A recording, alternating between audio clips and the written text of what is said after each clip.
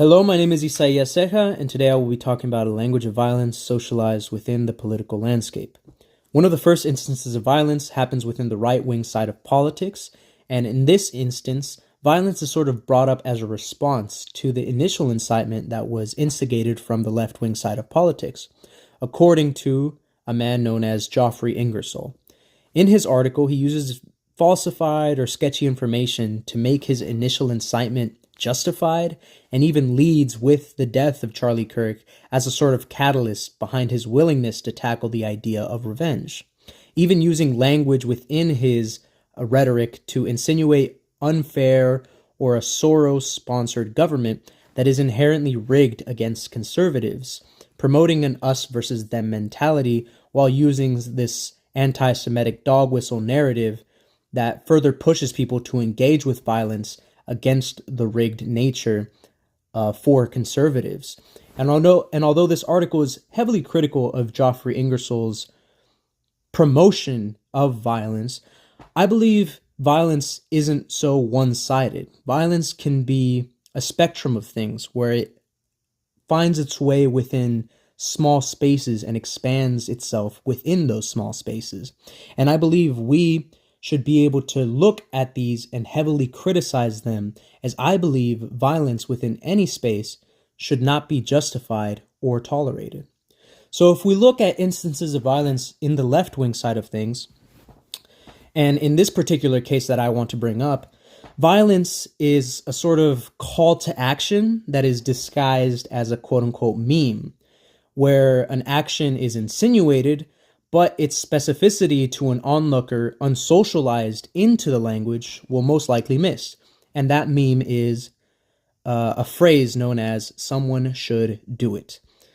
Now, this action or this call to action is very much indirectly sponsoring the idea of killing President Donald Trump, and political activists and journalists who consider themselves left-wingers, such as Taylor Lorenz, who is a journalist, and Hassan Piker, who is a political activist, have both brought up what these memes mean in their context.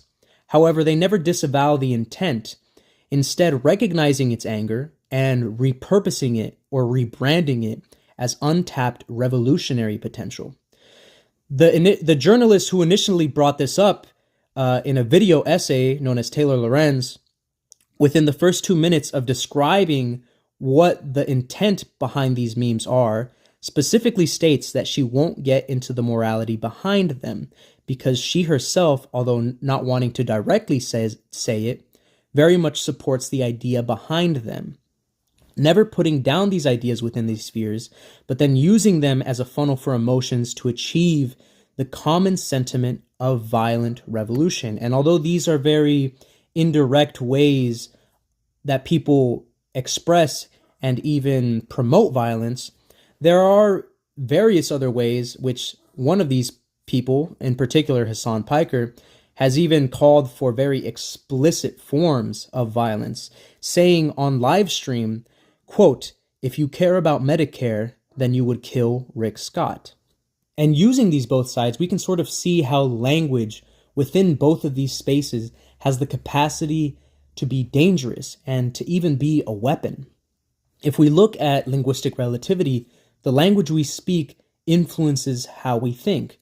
So our innate ability to speak allows words to be more than just the breath that leaves our mouth, but also has the ability to hold action, provoke anger, and even socialize ourselves into these environments that hold both action and anger simultaneously.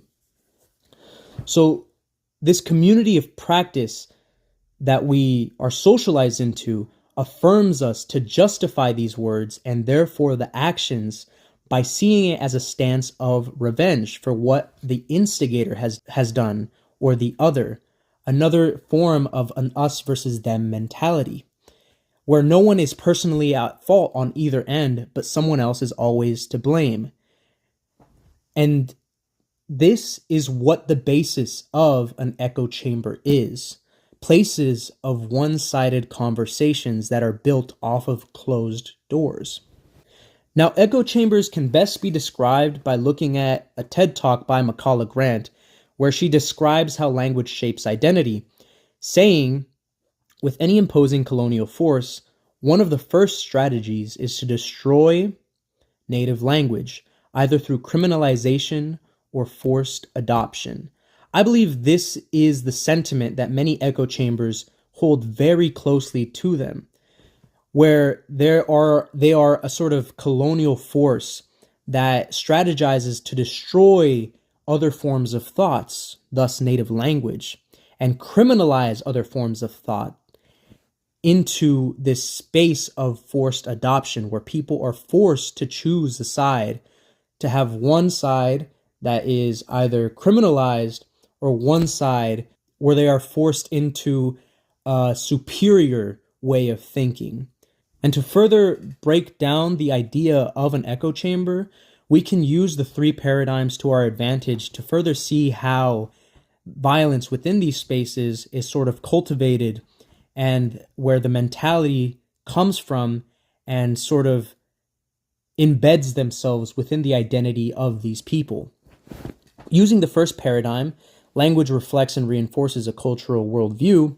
People share restricting sets of linguistic categories, metaphors, and narratives that frame political opponents in a culturally meaningful yet dehumanizing way, placing people in a state of less than human, a state of the traitor or enemy, influencing how the members then interpret the world and interpret the people outside of that sphere. Using the second paradigm, the communicative aspect that sustains the echo chamber, things such as memes or slogans, in humor, shared stories, and rules about who gets to speak and who gets silenced, all are promoted within these spaces, and these rules then reward the aggressive stances of this sort of in-group mentality while pushing the opposing thoughts or the opposing people.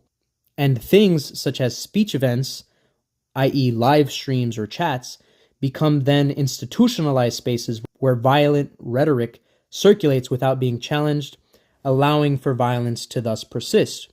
Using the third paradigm, language as a social action that actively produces violent possibilities. So language is more than just a reflection of culture, but action that creates social realities. So things such as jokes, threats, rumors, calls to actions, all of these actively shape the members' agency and identity within these groups, and repeated narratives become then performative acts that can produce fear and anger and also obligation or loyalty that is enacted through retelling and amplifying and even performing these events. And thus these spaces then normalize this culture of violence and make it even feel necessary for those who are in it now performing their loyalty by reenacting these events, by performing this violent rhetoric. And it's no longer then a call to action, but an intertwinement with their own identity, being almost inseparable from them. Looking outside of the three paradigms and of this idea of echo chambers, we can see the dramatic effect of language placed in a subliminal setting to promote ways of thinking over others, or a superior way of thinking, such as with the film Killing Us Softly, that promotes harmful body images towards very young and impressionable women who then it affected all throughout their lives. And although these are different spaces, I do believe we can make the connection that language within both of these spaces has negatively affected the people within them.